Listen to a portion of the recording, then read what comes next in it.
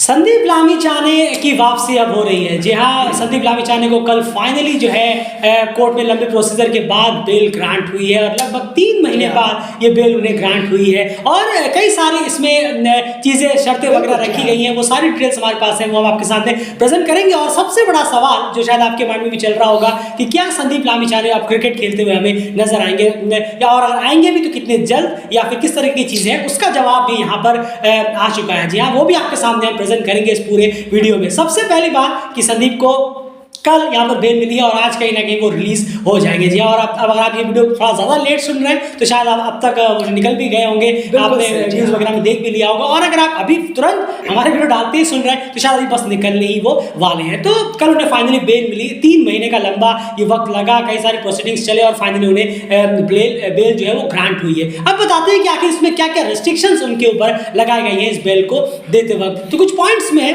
And सबसे पहला point क्या है? बिल्कुल, और सबसे पहले पॉइंट की बात करें, जी हाँ, तो सबसे पहली चीज उन्हें 20 लाख रुपए जमा कराने होंगे। जी हाँ, वहां बाहर आते के साथ ही उन्हें ये जो रकम है ये सबसे पहले उन्हें जमा करानी है। बिल्कुल। और सेकंड जो पॉइंट है वो है कि वो अब्रॉड नहीं जा सकते। जी हाँ, यानी नेपाल से बाहर वो घर के नहीं जा सकते जब तक ये केस में पेंडिंग है, पूरी तरह से खत्म नहीं होता तब तक वो नेपाल से बाहर जो है यानी अब्रॉड जो है वो नहीं जा सकते। ये 2 शर्तें हैं। और उसके बाद एंड पॉइंट नंबर 3 क्या है? बिल्कुल, और उसके बाद तीसरा पॉइंट है वो ये है कि वो विक्टिम के बारे में या किसी उनके फैमिली रिलेटेड के बारे में वो किसी भी जगह पर कहीं भी इस केस के बारे में कुछ भी ना कुछ बात कर सकते हैं ना कोई इंफॉर्मेशन दे सकते हैं। किसी भी प्लेटफॉर्म पे कहीं भी वो जा रहे हो तो स्ट्रिक्टली उन्हें इसका ख्याल और रखना होगा, स्ट्रिक्टली से इसे पालन करना। बिल्कुल, चाहे वो कोई लोकल इंटरव्यूज हो, किसी रिपोर्टर्स को इंटरव्यू देना हो या फिर सोशल मीडिया का कोई पोस्ट हो या फिर यूट्यूब के थ्रू हो, वीडियोस के थ्रू हो, किसी भी प्लेटफॉर्म पे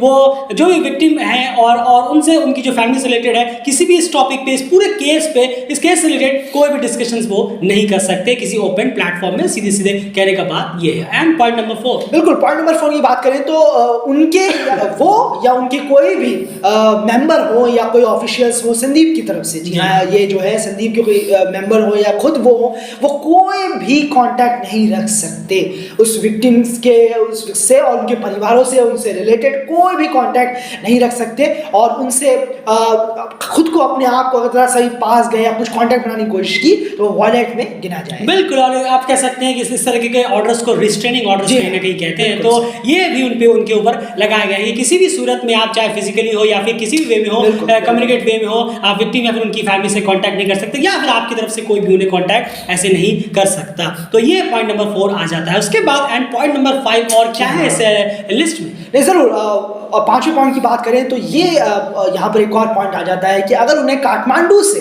बाहर जाना है, जी हाँ, और उन्हें यहाँ निकलना है इस काठमांडू से कहीं जाने के लिए तो उन्हें डिस्ट्रिक्ट पुलिस से ऑर्डर लेना होगा। जी हाँ, ये कोर्ट ने फैसला सुनाया है और ये इसका पालन बहुत स्ट्रिक्टली से उन्हें करना होगा जब भी वो काठमांडू से बाहर जाएंगे।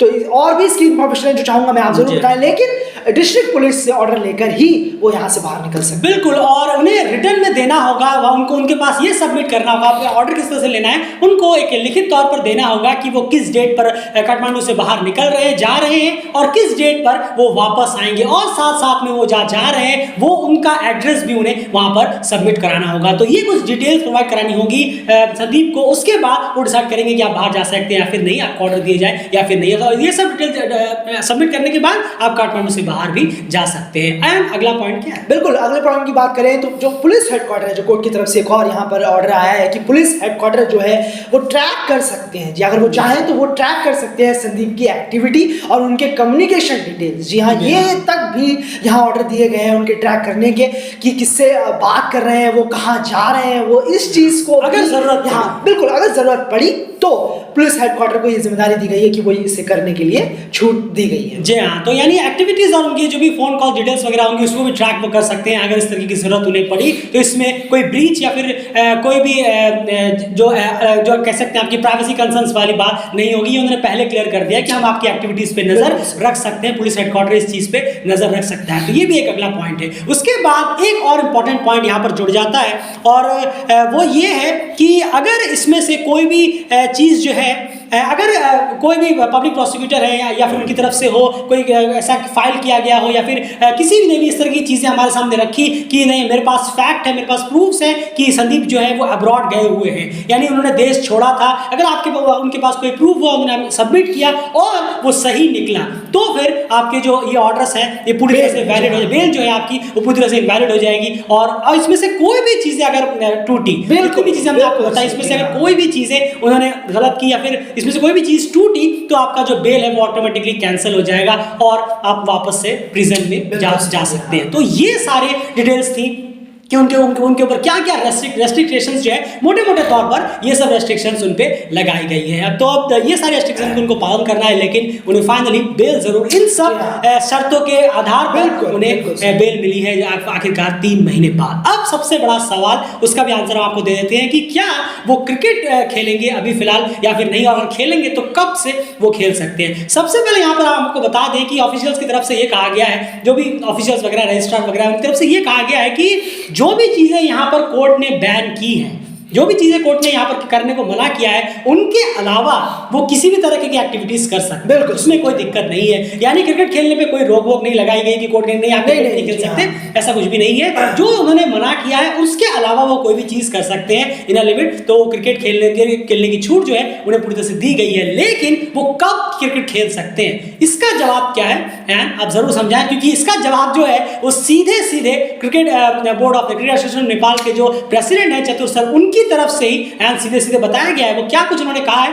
जरूर आप बता दीजिए और इस डाउट को क्लियर करिए जो भी व्यूअर्स हैं। नहीं जरूर, और उन्होंने कहा है कि उनसे जब बात हुई फौरन ही इसके बाद ही कि जब ये बेल मिला उन्हें, उसके बाद वहाँ उनसे बात की गई तो उन्होंने ये कहा कि जरूर हम यहाँ पर इस बेल से, जी हाँ, हम यहाँ ऑफिशियल से उनके पहले तो सबसे पहले उनकी हेल्थ कंडीशन को, माइंडसेट को हम देखेंगे कि वो किस माइंडसेट में है, हेल्थ कंडीशन उनकी क्या है, इस चीज़ को पहले प्रायोरिटी देंगे। लेकिन उसके बाद उन्होंने साथ ही कहा कि उनके लॉयर से और जो भी ऑफिशियल्स हैं, जी हाँ, बिल्कुल कैन के जो भी ऑफिशियल्स हैं उनके साथ हम ये मीटिंग करेंगे। जी हाँ, उन्होंने आके ये भी कहा कि एक मीटिंग होगी और ये मीटिंग जो है वो अपकमिंग वीक में होगी। जी हाँ, यानी मंडे के बाद किसी भी दिन ये मीटिंग जो है वो हो सकती है और उस मीटिंग में कहीं ना कहीं डिस्कस हम करेंगे कि उनका सस्पेंशन जो है वो लिफ्ट किया जाए या फिर नहीं। उन्हें पर्सनली ये डिसीजन कैसा लगा एंड उन्होंने उसके बारे में नहीं जरूर बिल्कुल, और वो खुश है कि कोर्ट ने उन्हें बेल दिया है और ये जो बेल मिली है उन्हें ये बहुत उससे काफी खुश नजर आया अगर हम बात करें। जी, और उन्होंने ये भी उम्मीद की कि मुझे पूरी उम्मीद है कि शायद वो इनोसेंट भी इसमें साबित जरूर होंगे, आखिर ये बेल मिली है। तो क्लियर कट है, उन्होंने ये क्लियर कहा है कि अपकमिंग वीक पे एक मीटिंग होगी, कैंस के जो ऑफिसर्स हैं वो सब मीटिंग करेंगे, डिस्कशन करेंगे और वहां पर ये फैसला लिया जाएगा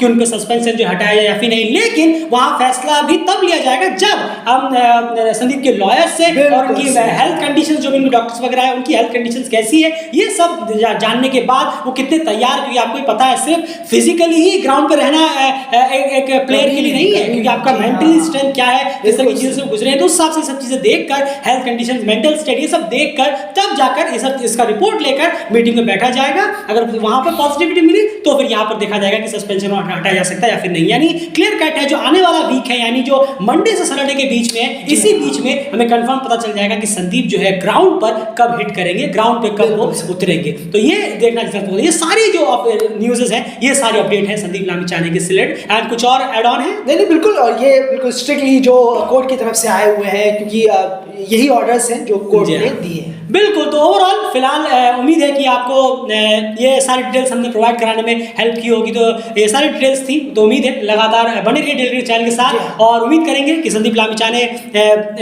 अच्छे से स्टेट में आए, हेल्थ स्टेट उनकी बेहतर हो, मेंटल स्टेट बेहतर हो, फिजिकली बेहतर हो और टीम के साथ जल्द से जुड़े, क्योंकि जल्द से वो इस चीज़ से अगर निकल पाएंगे तो बहुत बेहतर होगा। ऐसा क्रिकेटर मैं यहाँ पर बात कर रहा हूँ, तो जिसमें तो उनकी फेवरेट चीज़ या फेवरेट गेम उनका क्रिकेट है, तो क्रिकेट से बेहतर और क्या होगा कि वो क्रिकेट में आए और इन सब चीज़ों को धीरे धीरे इन सब चीज़ों से वो निकले, धीरे धीरे देर से। बस इन सब रूल्स को उन्हें फॉलो करना होगा इस बेल के कंडीशन में, तो इसमें से कोई वॉयलेट नहीं होना चाहिए। तो फिलहाल इस वीडियो में इतना ही, ये सारी इन्फॉर्मेशन थी। उम्मीद है कि डेली क्रिकेट ने आपको सारी इन्फॉर्मेशन इस छोटे से वीडियो में समझाने की पूरी कोशिश करी होगी। बने रहिए लगातार डेली क्रिकेट चैनल के साथ। अपनी राय कमेंट बॉक्स में आप जरूर से जरूर रखिए।